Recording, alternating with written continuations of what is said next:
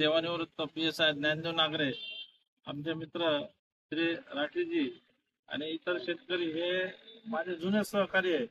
आणि मुंदडा शेठ आणि पत्रकार लियाकत अली असे आम्ही सोबत आज एकदम आंदोलनाच्या स्थळी भेट दिली.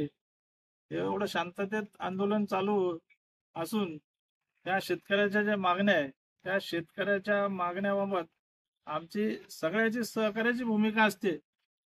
परंतु आता हा सगळं शासनाच्या अधीन असल्यामुळं आम्ही जरी आता काही बोललो तरी ते आपल्या हातात नसल्यामुळं, परंतु आपला हक्क आहे तर ह्या हक्कासाठी आपण आपलं मागू शकतो.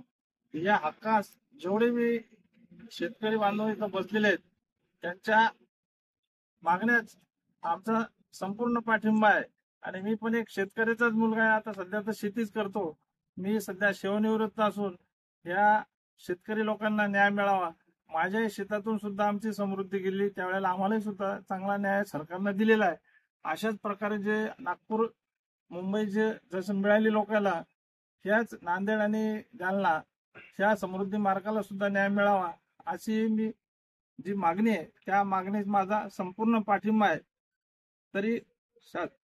तरी शासनानं तात्काळ याची दखल घेऊन यांचे न्याय यांना द्यावा.